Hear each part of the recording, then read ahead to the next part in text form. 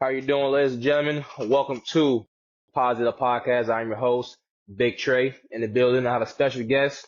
If you guys do not know, make sure you guys go look him up right now. Follow him on all social media. Get ready for the debut of Tsunami Tommy. My brother, how are you doing? I'm doing good. I appreciate you having me on. Definitely, bro. Go ahead. Take it.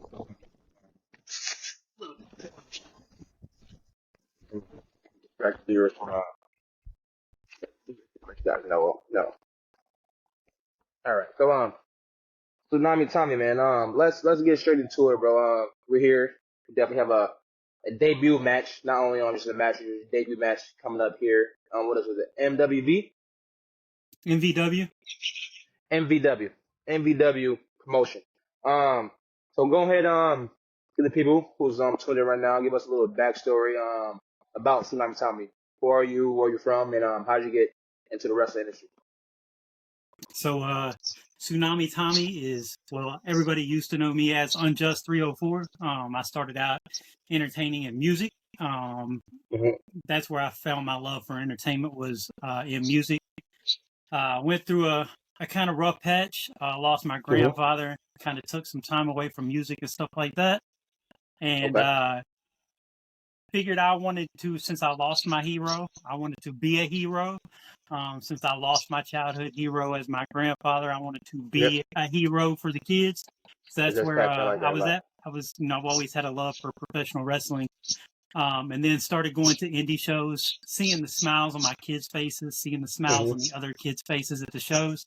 And then, paired with my training, I was 300 pounds whenever I was doing music. Wow. I started a big, long weight loss journey and lost 135 pounds in a year and basically put myself in the best shape of my life. Wow. So I knew that I was ready for the ring, but I just needed the universe to show me. It was a really crazy story. Like I said, I was going to indie shows with my kids. It was kind of in that rough patch where I was depressed. And seeing my kids happy, seeing the other kids happy was just amazing. It made me happy. Then I started having kids coming up and asking me for autographs, asking me if I was a wrestler. And I'm not a wrestler, you know what I mean? I wasn't even in training at the time. So it was really the universe came and said, go train. So here I am. I'm Tsunami Tommy. I've been training for a while now, a little over a year. And I'm coming up for my debut match. This Saturday, actually, September the 28th, West Sats Community Center in Nitro, West Virginia, taking on Paul Bryant, the gym class hero, as he claims himself to be some hero, for your MVW United States Championship. So I'm debuting into a championship match, which is completely mind-blowing. Yeah, completely. I mean, only time I could think about, someone, for United States Championship, you want to say United States Championship, Carlito debuted on WWE promotion, back in the day, and he actually won his debut match, and he won the championship. So, are you planning on doing the exact same thing? Are you planning on taking out Mr. Paul himself, the gym class hero, as you say? Oh yeah, for sure. Been mentally and physically preparing for Saturday. I know a lot of people think wrestling, you're constantly in the gym. But as a wrestler, you also have to go in mentally prepared. So I've been studying Paul Bryant's tapes. I know his tricks that he's got up his sleeve and all his things that he likes to try to pull. He's got a crew with him. They go by the Kings of Destiny. Some very dangerous individuals in his crew. So it's one of them situations that not only do I have to have good eyes in the front of my head, but I have to have good eyes in the back of my head. Back of your head. Exactly. Good eyes in the back of your head. So you said, he has his crew, so he's gonna have some backup there along the way. I know you're new, this is your debut match, but have you been reaching out to possibly he's a dangerous man, he might have some past enemies. Have you even reached out, or have you talked to anyone, or have you got any advice to how to watch out for any shenanigans and stuff like that? I got a few people that they're going to be watching from the locker room. You can believe that, and make sure there ain't nothing crazy going down. But like I said, man, it's one of them things that I have to walk in there by myself and handle this. This is my business. So I'm going in there as a man and going to handle my business. You know what I mean? Whatever Exactly. trials and tribulations or whatever hurdles may face me, I'm on the track constantly. So he can bring his hurdles. I'm going to jump them. I like that. I like that a lot. I like that a lot. I like that a lot. So, is there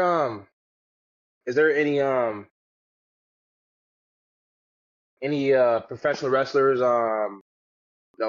superstars, however you want to categorize them? Is there anyone who really inspired you to Oh get yeah, into 100% Sting.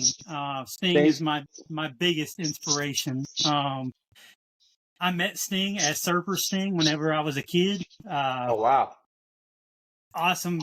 I mean, blonde hair I had Sting. my face painted. I had the blonde flat top. I had the rat tail in the back, man. Like I had it all. I was a That's when I Sting first fan. met Sting. See, that's scary. Like I like Sting now too, but that's when I first got introduced to Sting as well. Because my stepdad back in the day we had a big ass cabinet of VHS, and it was all just wrestling tapes. So my first introduction, was that Sting back in the day. Was like, so when I seen him later on, it's called Sting. I was so confused as a kid because I didn't know like why is he like this. I know he has face, but that's not the Sting that I knew. But as you get older, I kind of Right. put two and two together and stuff. But definitely, so continue. You said Sting was Yeah. on. Just and just the longevity of his career, man. If you look at Sting's career, man, he started out.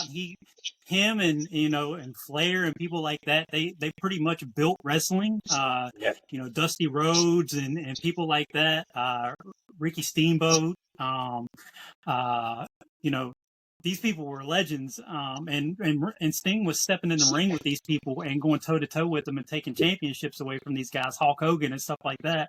So seeing him, and even every time he went to a new promotion, he never let that slow his career down. He continued to progress and continue Push to forward. make himself a legendary character in Relevant. that promotion. And Mm-hmm. I mean, he's just always been like a humble individual. He's always, been a hard worker, showed up for his matches, like the man almost died dropping in from the rafters and still continued to do it. You know what I mean? Yeah. Because he knew that's what the fans wanted. Yeah, he definitely a good person.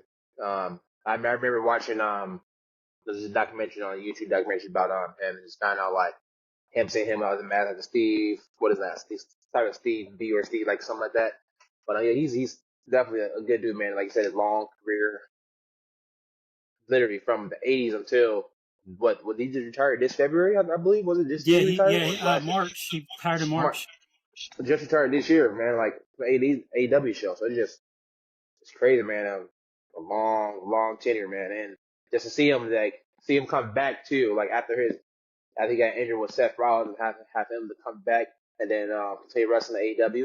That's fucking dope, bro. Yeah, Definitely yeah. dope. And another thing with Sting that you don't see with a lot of these bigger name wrestlers that are legends in the industry is they're not reaching their hand out and pulling the young guys up. They're not making the young guys these the names like they should be. Sting is, you got people like the Young Bucks, you got people like Darby Allin. He's helping those people. He's helping those people make them take his spot. He wants to build the business. That's probably one of the first things that I learned when I started training was leave the business better than you found it. If you come into wrestling, leave the business better than you found it. No matter what you have to do. It doesn't matter what you have to do.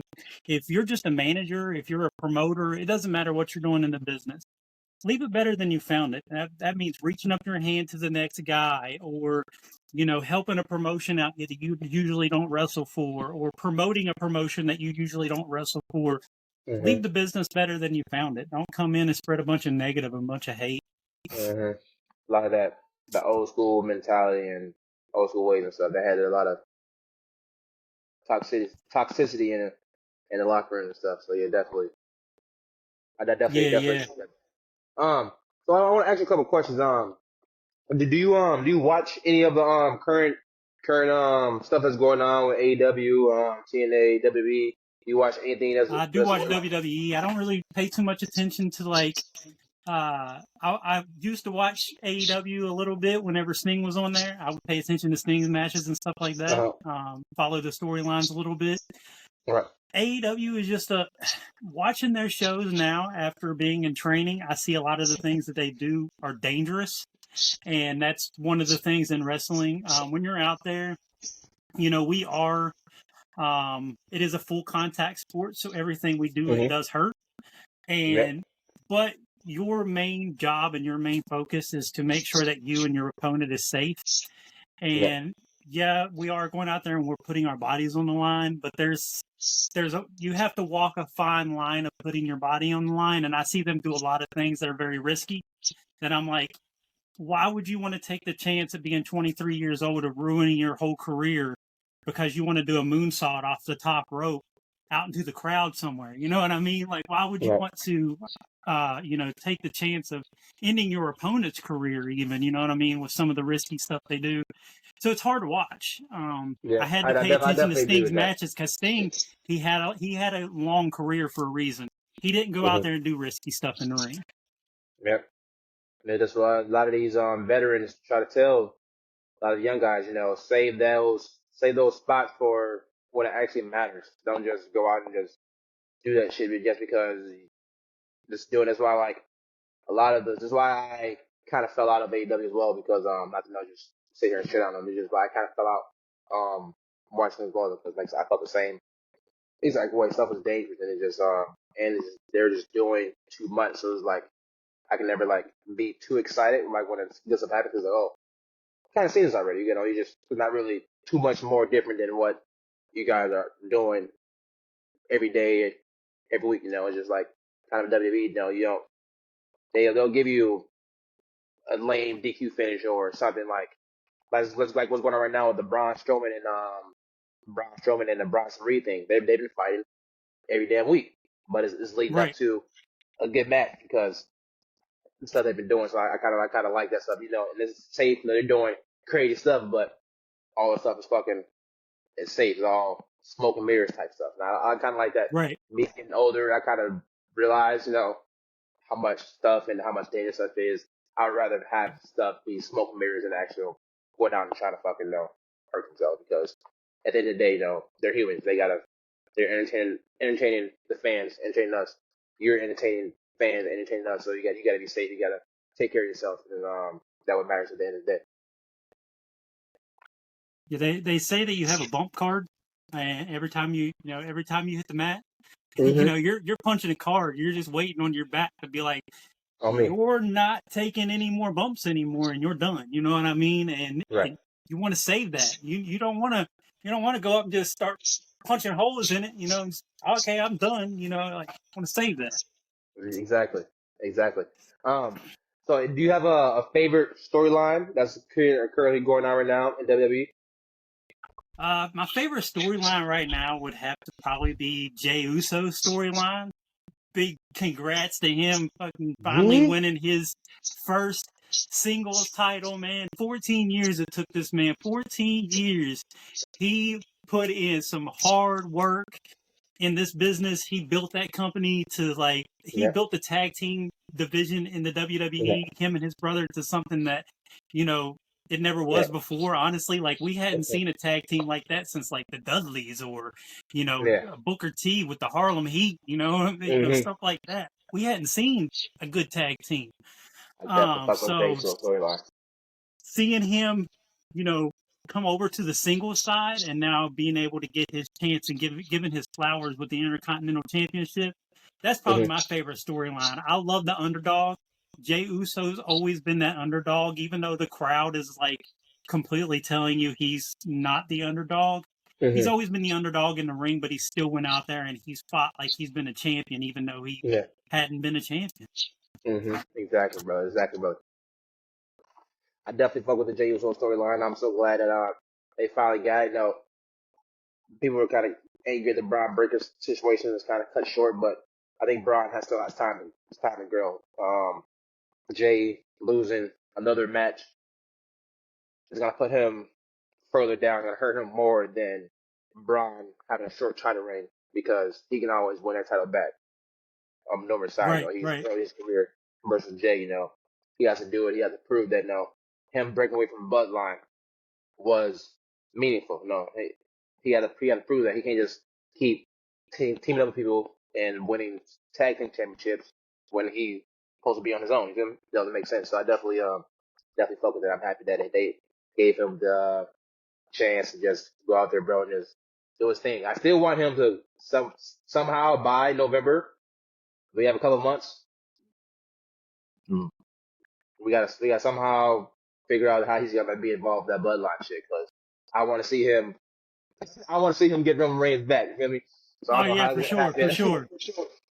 I definitely want to see him get Roman Reigns back. But my favorite storyline right now is I think it's the New Day storyline. I just love Xavier Woods. I don't want Xavier Woods to be the heel, even if he is a heel. I kind of want Kofi to be the heel. I feel like Kofi is he is the heel. He's the one who's being like Yeah. the dick and stuff. So I kind of want Xavier to be justified. But all the heels are, if you're a good heel, you're gonna be correct about your stuff. Like Drew McIntyre, should he be saying he's a heel, but he's right 100% of the time. So I Right. like the storyline with them, and I like how they're taking their time, telling it really slow, and the little small stuff. I really like how Xavier Woods gets to show a lot of character. But he's really good, bro. He's a strong person. Like, to me, like Xavier Woods and Montez Ford are two of the most underrated people. The same with people with Austin Theory. People hate on Austin Theory, bro. Austin Theory is such a fucking good wrestler, bro.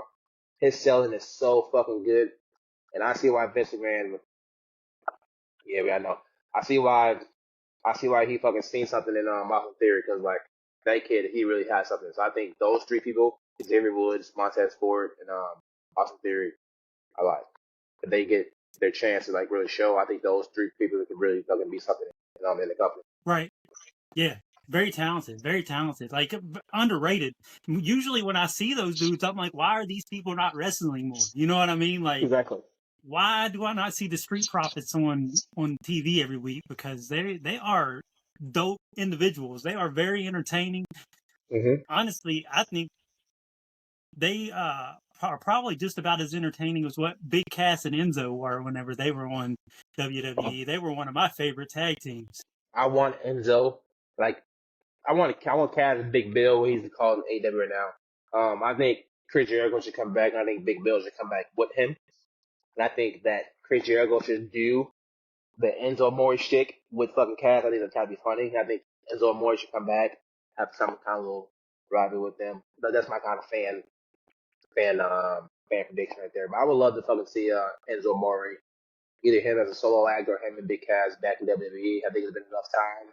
One, he got fired for false allegations and stuff. So I know he had a lot of bad rep back then, but like I said, this whole new regime stuff has changed. I'm pretty sure he can come back there and get along with people. The fucking CM Punk can come back, get along with people. People grow up, stuff change. I feel like he's really underrated. He's really underrated on the microphone. He is really good. Enzo Oh Amore yeah, can for talk. sure. He can talk his ass off, bro. And I think that's kind of one thing they don't want, because I know how good he is. But I think if him and Hunter can figure out how to work something out and get in a good relationship, how CM Punk and him did, and men and stuff, I think we can see him back within the next Yeah, few years, bro. Hopefully. that would be dope. That would be dope because I mean his mic work was ridiculous. You know what I mean? Mm-hmm. Like his ring skills spoke for himself, but his mic work was ridiculous. Definitely. The crowd could be completely silent, and just that first, like, all thing you had to see was just that wild ass blonde hair come out on stage, bro, and you were like, "Oh shit, it's time to get hype!" Couple haters. How you doing? Definitely. Is there any other superstars that have left, or that's like in other promotions that you would like to see come back to WWE? Riddle, Matt Riddle was probably another one of my favorites. Man, watching Matt Riddle, very talented individual. Mm-hmm. His ring talent was great. Like he was never boring when it came to being in the ring. His character was just that, dumb stoner surfer guy. Like, it was perfect. Like, it was something that was never, it was very unique. It hadn't been done. And just the energy that he brought and the whole RK Bro thing. Like, I think if him and Randy Orton could have continued that tag team, that could have been something spectacular, man. Definitely could have. Definitely, man. Him and Randy had the thing. When Randy left, I was so mad. I just wanted Randy to come back and reunite with him so bad, but he obviously left before that happened. So, the RKO thing with him and Kevin Owens is kind of cool. I want both of them to turn heel together, but him with Matt Murdock, I just love like his energy. Like, he was cool. Like, we get to see this kind of fun Randy in a long time. He was just like, their segment was just funny as hell. It was like, it was high Randy. You know, we got the, he was showing that he smoked weed because Randy's he's a big smoker, and we get to see that side of him. He's always so serious. So when he was like laid back, I just loved it, bro. And them doing each other's moves and stuff, it was fucking it was pretty dope. Do you have any dream matches that you would love to have? Doesn't matter if it's any local talent, any independent talent, or any worldwide known superstars. Is there any dream match you would love to have? Local, I actually got a couple. Local, I would have to say, there's one guy local here. His name's Huff Manley. He goes by the 8-Bit Kid. Phenomenal talent. Like, just the way that he wrestles, the way that he moves in the ring, it's ridiculous. I really think that we could get in there and we could paint something great on the canvas in there. His athletic ability is crazy, and he's very experienced, which is another reason why I would love to step between the ropes with him, just to be able to be in there and learn, because he's so experienced and he's so good at what he does. As far as like main talent, talent that is still wrestling right now, if I had to name a dream match, I would probably say Jon Moxley. Jon Moxley, okay. Yeah, man. Moxley or Cardona would probably, be my dream matches of most known people. Mainly because if I wanted to be hardcore, I know Moxley's going to give it to me, and if I want to go out there and fight a champion, I know Cardona is going to give it to me. Cardona, I want to see him back in WWE, but I want to see him back. I think I want to see him like back in NXT first. I feel like because I like the people are like they have partnerships and stuff. People, I want to see Matt Cardona come in and like still do his thing. I want to see him like in NXT for like probably like a year. I think he'll be good on the CW. And then I want to see him on the main roster, like before WrestleMania next year. I think he'll be cool, but I think he should be like an option, just him. Let him wrestle in WWE, but let him do his indie stuff too. Let him keep being Matt Cardona. But I think that would be so dope if they let him do that. I don't care. I know that that'll be awesome. That'd be awesome. Or Joe Hendry. I'd take Joe Hendry too. I'm just saying. I said his name and he didn't appear. I'm rather aggravated now. I'm disappointed. I said his name and he didn't appear. Do you believe in Joe Hendry? He's funny. It was funny. I was actually at a show, not this past show, but the show before that. I was standing next to another wrestler. Me and him was sitting there talking, and he asked the same thing. He was like, "Who would you like to wrestle?" And I said somebody, and he was like, "I'd like to wrestle Joe Hendry." And like the guy that was playing the music, as soon as he said that, he started playing Joe Hendry's music. Yep. It was like so epic, and I was like, "Is he here?" I don't know. Okay. So, all right, brother. So, let's go ahead and go talk about your match. Is there anything you want to plug for a promotion? Anything you want to plug for a match you want to tell people? Yeah. So the match it's gonna be this Saturday, September 28th. It's Nitro, West Virginia, at the West Sats Community Center. It's Bleacher Beatdown, MVW's Bleacher Beatdown, Maximum Velocity Wrestling. It's going to be crazy. It's going to be a crazy match. Like I said, it's my debut match, debuting into a championship match with Paul Bryant. The doors are going to open at 6 o'clock. Show's going to start at 7.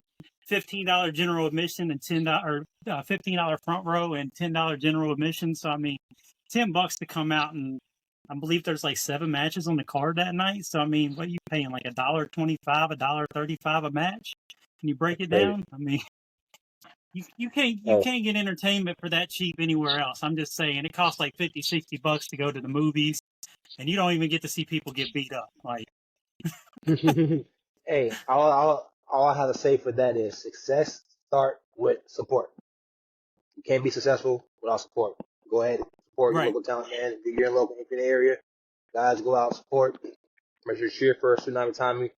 He got his support from Paul Bryant Entertainment, Podzilla Podcast, and Big Trey himself. So make sure you guys fuck with him. Make sure you guys follow Tsunami Tommy on all social media. So that is correct. All social media, correct? Yep. Or what is your main platform you would like people to follow you on? Facebook and TikTok. I'm going to start throwing some videos up on YouTube. YouTube will be a place to where you'll be able to catch like matches and things like that, clips of matches and things like that. Most of the time, whenever I'm doing like live videos or something like that, it's going to be on Facebook or on TikTok. Okay. Well, guys, if you're tuning in now, Tsunami Tommy, he's a brother from another brother, so you guys definitely be seeing him a lot on Podzilla Podcast. I would definitely be sharing his stuff around. He's definitely a great dude, like his attitude, like his energy and stuff. So show him some love. Make sure you guys once again follow him. Tommy, bro, definitely want to thank you for the nice chat we had. Good luck on your match. Win that shit like Khalid, spit in his face if he ain't cool, but I know that's not respectful. So you gotta do what you gotta do. Do it the nice way. You feel me? Make sure you get some backup though, bro. Don't let him do you wrong, man. Don't let them Kings of Destiny. Don't let them do you wrong, bro. Oh no, I'm gonna bring a couple of lifeguards because I'm about to give some people some swim lessons. They ain't ready. Oh, I like that. Hey, y'all heard it here first, man. This is the Podzilla Podcast off the track. Tsunami Tommy, man. Thank you, my brother.